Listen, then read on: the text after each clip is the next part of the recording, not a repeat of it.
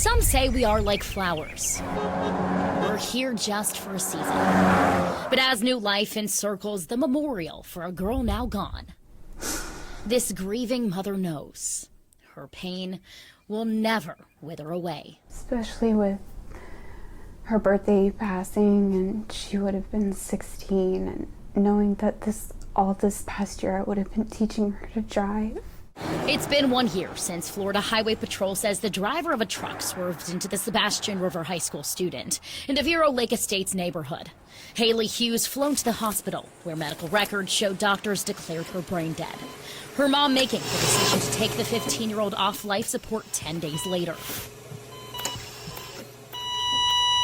My daughter was such an amazing person, and she had such the biggest personality, and she was going to grow up and do so many fun and amazing things. She was going to travel. There's just that huge loss.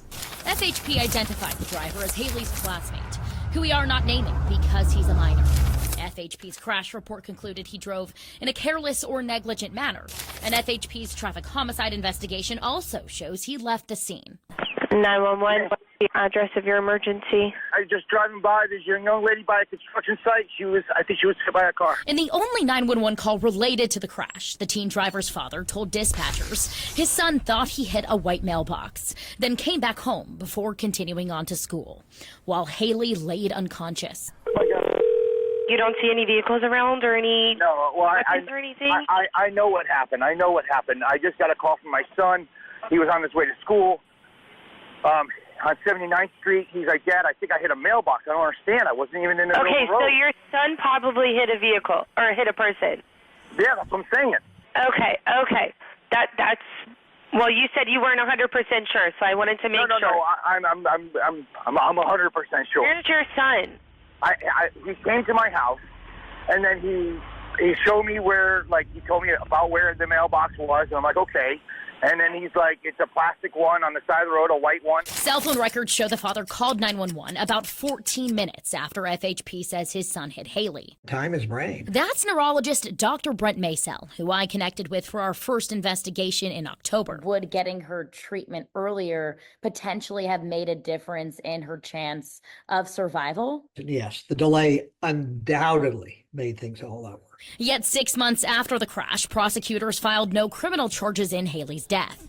Writing in this disposition letter, the facts of the case don't establish the defendant was aware of the victim's injuries when the defendant left the scene of the accident, but did add if more evidence is uncovered, they'd take another look at the case.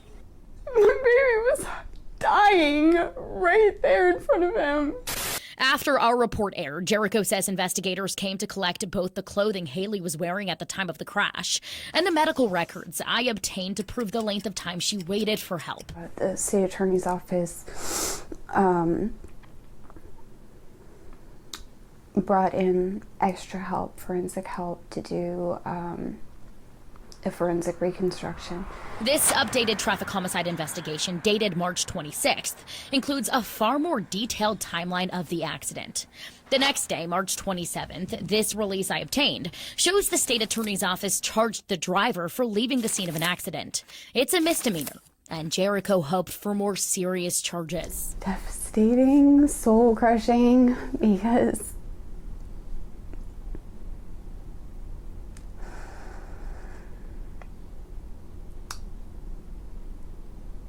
because from the 911 call and from the series of events, it very much sounds like someone who never had to take accountability for their actions and calling up Dad to fix another mistake they made. The state attorney's office declined an on-camera interview because it is an active case. But in a statement, prosecutor Bill Long told me, quote, "We evaluated for every theory of prosecution and went with what we felt we could prove beyond a reasonable doubt." Not only not really any justice for her death, but any accountability for it. My heart is forever going to be broken. Forever.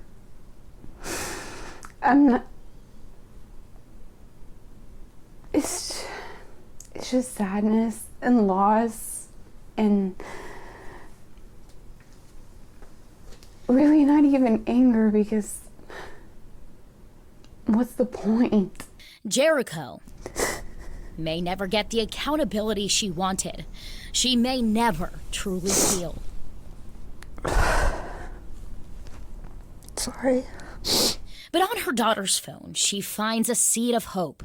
A quote Haylee saved the day before she died. From my rotting body, flowers shall grow, and I am them, and that is eternity. I think it's a sign to say that even though she's not here, she wants beautiful things to happen. So as new life begins, Jericho grows her own new promise. It's time to try to do what I can in the community to make sure nobody else feels like this. Make sure flowers bloom and kids get a chance to grow.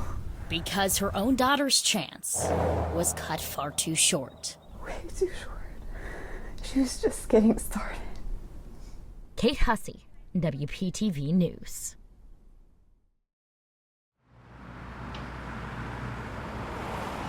A place where power meets responsibility, where pain is meant to be seen, heard, and sometimes vindicated.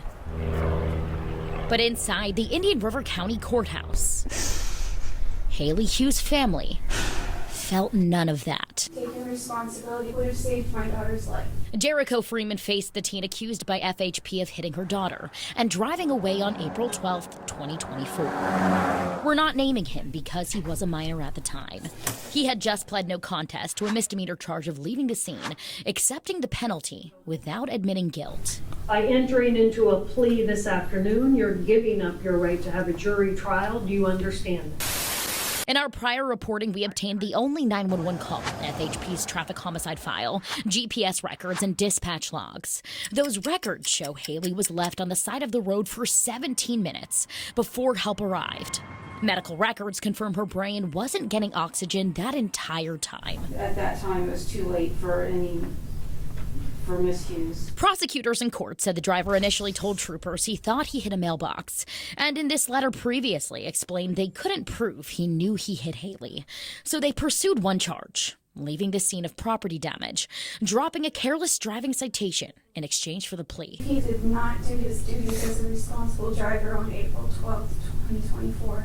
If he had, we could be celebrating Haylee's release from the hospital instead of her release from our lives. Before his sentencing, Jericho stood up and spoke through the pain, asking Judge Menz to hear what Haylee never got the chance to say. Haylee will never get to go to prom, graduate, take her college, get married, have children, or live any of her dreams.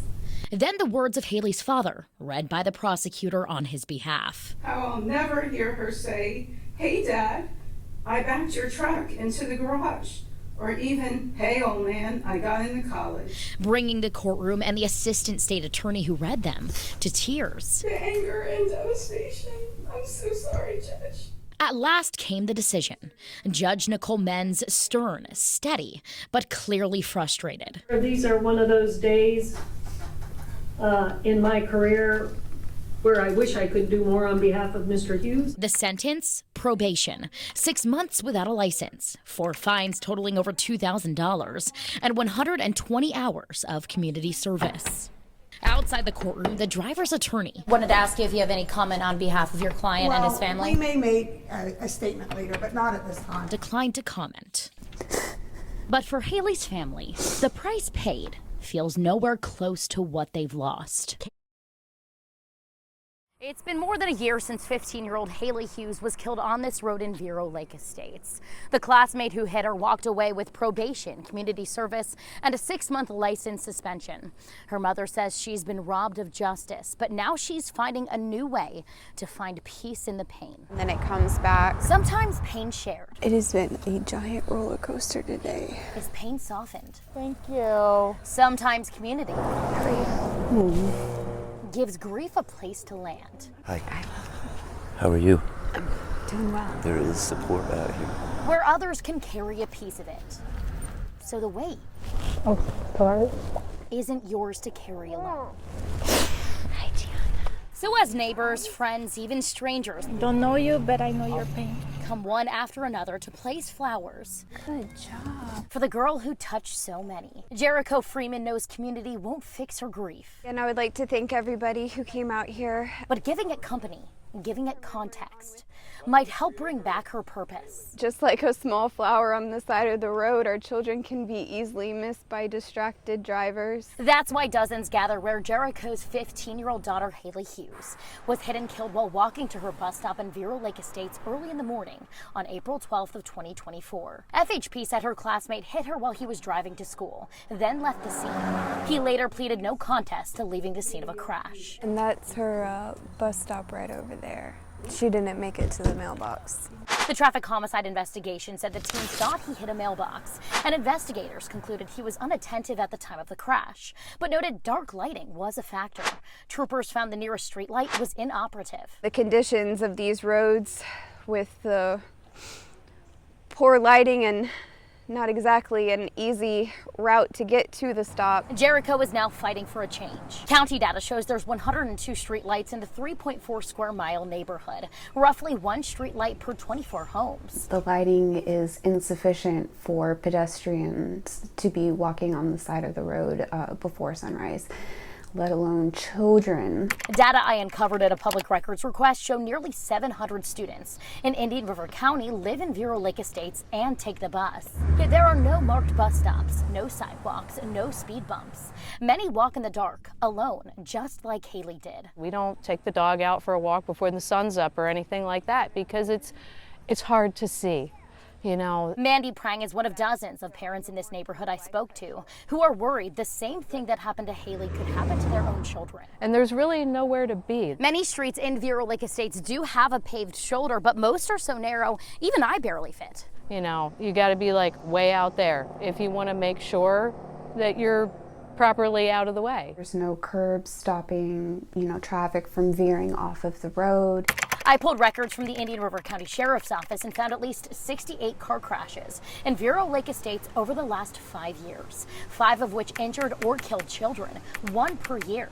In at least 3 of the accidents, a pedestrian was hit on the side of the road, and that doesn't include near misses. We are trying to address some of their concerns. I took our findings to Indian River County Commission Chair Susan Adams, who admits this community is behind. Built in the 1950s, Vero Lake Estates has grown to more than 2,500 homes without the infrastructure to match the growth. You've seen that become more populous, more houses being built there, and I think it's just what you see across the Treasure Coast with keeping up with the infrastructure. Adams says the county is now making improvements, adding sidewalks to 3 main stretches of road, including where Haylee was hit, and installing 35 additional streetlights throughout the neighborhood, prioritizing bus stops, using the county's municipal service taxing unit and sales tax funds to limit taxpayer impact. There's also other dollars that can be drawn down, whether it's Safe Walks to School grant dollars. And though Adams says speed bumps aren't possible because of the area's layout, the commission is finding a workaround. Ideally working with the sheriff and having them step up some patrols out there to address some of the speeding.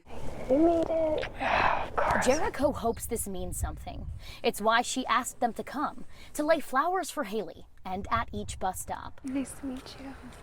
Do you ride the bus out here? A silent plea for change for every child who still walks these roads in the dark. As we move forward, we're going to do this in Haylee's name so that there are no more children out here that have their story cut short. Because she knows grief is the cost of love, even grief shared. It's not fair. And when that love is ripped away, sometimes the only way to survive it is to fight for the living.